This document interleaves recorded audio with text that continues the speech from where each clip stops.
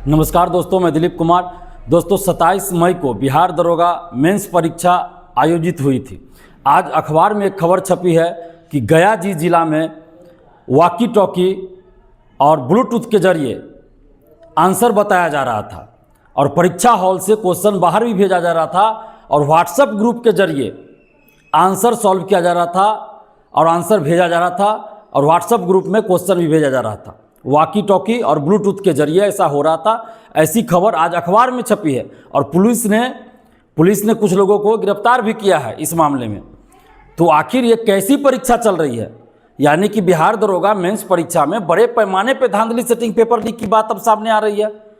और परीक्षा संपन्न होने के बाद से सोशल साइट्स पे हम देख रहे हैं, व्हाट्सएप टेलीग्राम ग्रुप में, सोशल साइट्स पे, ट्विटर पे कि क्वेश्चन भी वायरल हो रहा है। तो जब आप क्वेश्चन परीक्षार्थियों को परीक्षा के बाद देते नहीं हैं, क्वेश्चन जमा करा लेते हैं, तो फिर क्वेश्चन आपका वायरल कहाँ से हो रहा है?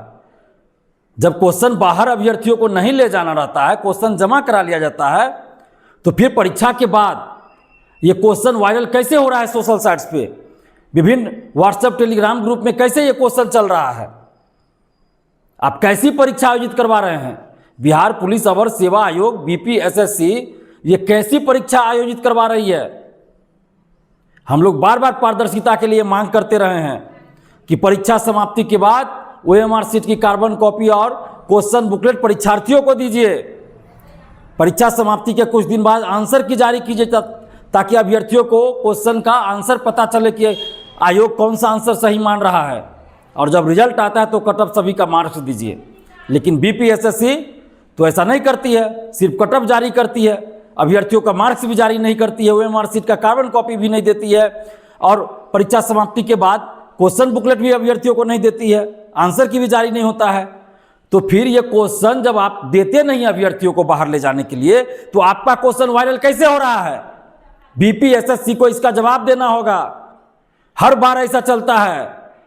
1717 दरोगा बहाली जो 2017 में आई थी, तब से हम देख रहे हैं बीपीएसएससी का कुछ ना कुछ हर परीक्षा में इस तरह की गड़बड़ी होती है। और आज तो अखबार में खबर छपी है, पुलिस ने कुछ लोगों को गिरफ्तार भी किया है जो परीक्षा हॉल से बाहर क्वेश्चन भेज रहा था और उसका आंसर उसको बाहर से सॉल्व करके दिया जा रहा था। व्हाट्सएप ग्रुप में यह सब चल रहा था। तो इस परीक्षा का क्या मतलब रह गया?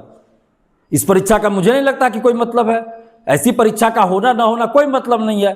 परीक्षा को रद्द किया जाना चाहिए और जो भी इसके लिए दोषी हैं, जो भी इसमें संलिप्त है, उन सभी पे कठोर कार्रवाई होनी चाहिए। और इस पूरे मामले की जांच, पेपर लीक, धांधली सेटिंग और ये जो क्वेश्चन वायरल हो रहा है, इन सभी मामलों की जांच आर्थिक अपराध इकाई ईओयू को दिया जाना चाहिए। हम सरकार से मांग कर रहे हैं, मुख्यमंत्री सम्राट चौधरी जी से हम ये मांग कर रहे हैं कि बिहार दरोगा मेंस परीक्षा में गड़बड़ी, पेपर लीक, धांधली सेटिंग की जांच का जिम्मा आर्थिक अपराध इकाई ईओयू को दिया जाए और इस परीक्षा को रद्द किया जाए, क्योंकि इस परीक्षा का अब कोई मतलब ही नहीं रह गया है। इस परीक्षा का अब कोई मतलब नहीं रह गया, इसलिए इस परीक्षा को अब रद्द किया जाए। अगर बीपीएसएससी में थोड़ी भी ईमानदारी है, अगर बीपीएसएससी के अधिकारी, बीपीएसएससी के चेयरमैन इस धांधली सेटिंग पेपर लीक में संलिप्त नहीं है, तो वो इस परीक्षा को रद्द करेंगे। और अगर वो शामिल होंगे तो रद्द नहीं करेंगे। तो अब देखना है कि बीपीएसएससी के अध्यक्ष और अन्य जो अधिकारी है वो क्या करते हैं। हम सम्राट चौधरी जी, मुख्यमंत्री जी, आपसे ये मांग करते हैं कि इस पूरे मामले की आर्थिक अपराध इकाई ईओयू से जांच करवाइए और इस परीक्षा को रद्द करवाइए और जो भी इसमें संलिप्त हो उन सब पे कठोर कार्रवाई होनी चाहिए। नहीं तो फिर आगे भी किसी परीक्षा में इस तरह की घटना होती रहेगी। जब तक बड़े बड़े शिक्षा माफिया, परीक्षा माफिया पे कार्रवाई नहीं होगी, तब तक ये रुकने वाला नहीं है। और टीआरई 3 पेपर लीक, सिपाही पेपर लीक में 3 कोचिंग शिक्षकों का नाम आया था कि पटना के 3 कोचिंग शिक्षक हैं। आखिर उन कोचिंग शिक्षकों का नाम उजागर क्यों नहीं किया जा रहा है और उन कोचिंग शिक्षकों पे कार्रवाई क्यों नहीं की जा रही है? किस बात का डर है पुलिस को?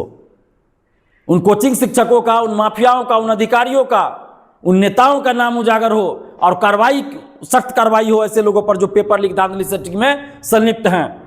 और जब तक ऐसा नहीं होगा तब तक पेपर लीक, धांधली सेटिंग नहीं रुकने वाली है। तो हम सरकार से यही आग्रह करें और खासकर मुख्यमंत्री सम्राट चौधरी जी से कि इस पूरे मामले की निष्पक्षता के साथ ईओयू से जांच करवाइए और कठोर से कठोर कार्रवाई पेपर लीक में संलिप्त, धांधली सेटिंग में संलिप्त माफियाओं पर करवाइए। धन्यवाद। जय हिंद।